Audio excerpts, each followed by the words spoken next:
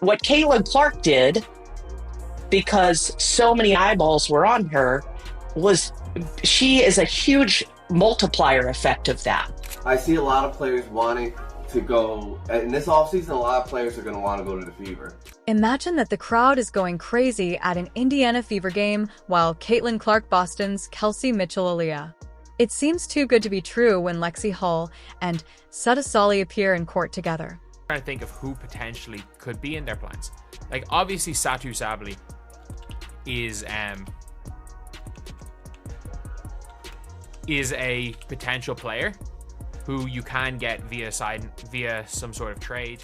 We're going over everything in this video, including Clark's Time Magazine Athlete of the Year award, free agency, and what the Fever are doing to make them a championship team. GM Amber Cox recently gave an interview that has fans talking about this exact scenario.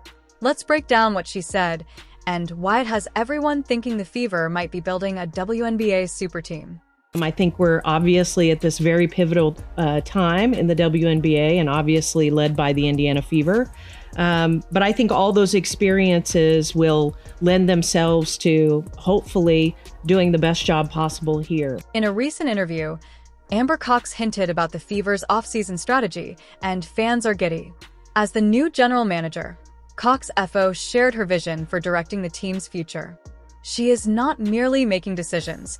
She is coordinating a total makeover. I think the entire world was shocked during the WNBA expansion draft when Tammy Fagbenle became available, especially because when you look at last season, she played a really huge part in the Fever's success in terms of getting to that point where you all were able to make the playoffs. Let's discuss Tammy Fagbenle. Everyone was taken aback by Cox's remarks of not defending her in the expansion draft. You don't see a team voluntarily firing a reliable contributor very often, but Cox had this to say. It's really part of an overall plan, which hopefully everyone will see unfold throughout the offseason. It was not an easy choice because this squad had developed a strong bond in the second half of the season. This is when things get really fascinating because it's obvious that there's more to this narrative than meets the eye. With this mysterious message, Cox alluded to a larger plan for the Fever she teaches her fans. Hopefully, everyone will witness the complete plan come to fruition over the offseason. Is she involved in a high-profile free agent signing or a blockbuster trade in the works? Cox has experience in this sport. She has led the Phoenix Mercury to 2 WNBA titles and has a successful track record. Her background is evident in her strategy for establishing a winning culture. She is committed to forging a team identity and stressing the importance of strengthening our defense. We are still refining the identity and improving on the defensive end of the ball, which will help mold who we are over the course of the next year or two. Cox clarified. So obviously we want to take the next step. So I think as we're looking to free agency, we'll think about veterans coming in with that playoff experience. Let's now discuss the financial status of the Fever. This offseason, they have roughly $650,000 in cap room to work with, which gives them the flexibility to take some significant actions, like possibly offering important players max contracts. Targeting adaptable guys who can contribute on both ends of the court shows that Cox is thinking strategically. Obviously, as we get into free agency, the number one priority for us is re-signing Kelsey Mitchell. I think that backcourt was about as lethal as we've seen in the WNBA, and I'm talking maybe in history in the second half of the season last year. However, the most important news is regarding Kelsey. It appears that the Fever are putting all of their effort into keeping their star guard, even though it hasn't been officially announced yet because free agency hasn't started. Fever management has confirmed they will core Kelsey, which means she is guaranteed to return for a year under a max contract. Mitchell Cox put an end to all the rumors by saying, "Clearly, we want Kelsey back. She's had an incredible career here. No one deserves this opportunity to be a part of this success more than Kelsey." So we want to reunite Caitlin and Kelsey. And Kelsey, when I think about her and her time in Indiana, and, you know, a lot of trials and tribulations throughout her career. So for me and for us, I'm most excited for her to be in this moment and experience so much success. With Cox leading the club, it looks like we're in for an exciting offseason. But as the team prepares for the future, there's another topic that has everyone talking. What's next for the Fever? Not everyone is pleased with Caitlin Clark, the Fever's standout point guard, who was recently named the Athlete of the Year on the cover of Time magazine. Now, let's explore the debate that is sweeping the basketball world. Caitlin Clark was recently named Time's Athlete of the Year. You might assume that winning Athlete of the Year is all glory and kudos for Caitlin Clark, but it's actually become an unexpected conflict as the basketball community sides. One voice is breaking through the clutter with an insight that could alter your perspective on the matter. When Caitlin Clark was named Time magazine's Athlete of the Year, it should have been a time to celebrate women's basketball, but instead it ignited a heated debate that revealed the sport's fundamental divisions at its core. Sheila Johnson, co-owner of the Washington Mystics. And Washington Mystics co-owner Sheila Johnson, responded to that by saying, I think the WNBA in its entirety should have been featured. Johnson didn't hold back in her criticism of Time's choice to only include Clark on the cover, arguing that the WNBA as a whole ought to have been acknowledged rather than just one player, as this breeds animosity. Johnson claimed that her remarks sent shockwaves through the basketball community, like a lightning. Because when you just keep singling out one player, it creates hard feelings. The fans responded right away. Others agreed with Johnson, suggesting that concentrating too much on one player could overshadow the league's collective success, while players and experts rushed to Clark's defense, applauding her amazing accomplishments and the attention she has given to women's basketball. How do you respond to those comments, and do you think the award should have been given to the entire WNBA rather than Caitlin Clark individually? I think Caitlin Clark deserved that award. However, one voice stuck out over the rest of the cacophony. The Indiana Fever's Amber Cox GM Cox spoke up for Clark, and her remarks were powerful. She went on to describe how Clark's influence extends much beyond her own performance on the court. Because she has so many fans, and you saw it across arenas, people are moving games because so many people wanted to see her play. What Caitlin Clark did because so many eyes were on her is a huge multiplier effect of the league's current growth, Cox said, painting a vivid image of Clark's influence. If you have watched this far and are enjoying the video, please remember to like, subscribe, and turn on all notifications. We understand that watching this video takes up some of your time, and we appreciate it. Now, let's get back to the action. Cox supported it with a real-life example that demonstrates just how powerful the Caitlin Clark effect truly is, and the story you will hear next will undoubtedly warm your heart. We've never seen anything like Caitlin Clark. Caitlin Clark is a superstar, not a female superstar. She is a superstar. We were coming to see Caitlin Clark play. She moves the needle. The WNBA has been looking for someone who moves the needle. Imagine this. Attracted by the excitement around Clark and their casual supporters, a pair attends a game. With just one game, Clark is converting inquisitive bystanders into ardent fans, and perhaps even first-timers will be leaving with season tickets by the end of the evening. Cox acknowledged the contributions of other rising stars, such as Angel Reese and Cameron Brink, by giving them their due. Look, I don't take anything away from other players that brought more eyeballs. Angel, Cameron, right? The identity and how much brand recognition these players now have in college absolutely helped the WNBA. However, Clark Cox wasn't holding back when he said, "We've never seen anything like Caitlin Clark." It's a strong claim, but one that's difficult to dispute considering Clark's record-breaking performances and the attention she's given to women's basketball as the fashion ahead of what might be a game-changing offseason. Everyone is wondering how Clark's star power will affect the team's approach. Speaking of strategy, keep in mind the larger plan Cox previously alluded to. It appears that we will soon get a first glance at what she had in mind.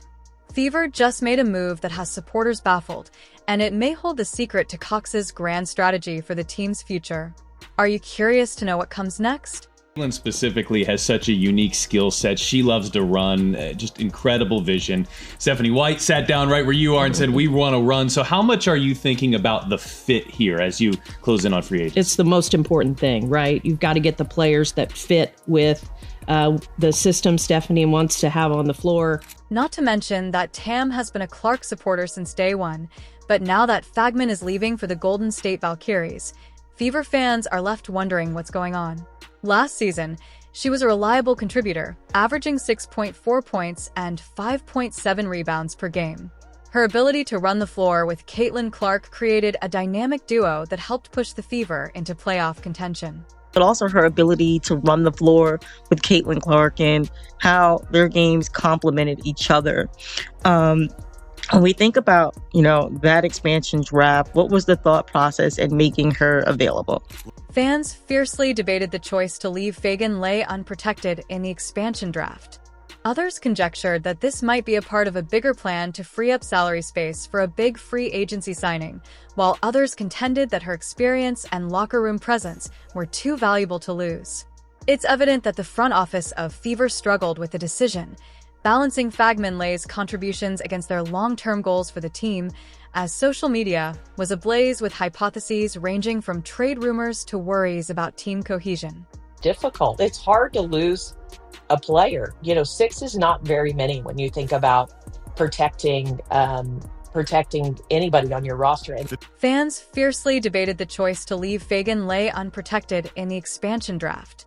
Others conjectured that this might be a part of a bigger plan to free up salary space for a big free agency signing, while others contended that her experience and locker room presence were too valuable to lose. It's evident that the front office of Fever struggled with the decision, balancing Fagman Lay's contributions against their long-term goals for the team, as social media was ablaze with hypotheses ranging from trade rumors to worries about team cohesion. It's not easy. You never like to see a player leave. Temi was obviously an incredible piece to the success last year. But again, it's the price we pay for growth. We're really excited for Golden State to come online. And certainly it was a decision we made, but a decision that wasn't in a vacuum, part of an overall strategy that hopefully everyone will see unfold throughout the offseason. The departure of Fagman L leaves a noteworthy her versatility as a forward who can block shots and score rebounds will be missed due to a roster gap for the Fever. Finding a guy who can play several positions and preserve the synergy that drove their late-season surge is now the team's challenge. The possibilities seem endless, and Cox's assured demeanor implies she's holding some pretty good cards.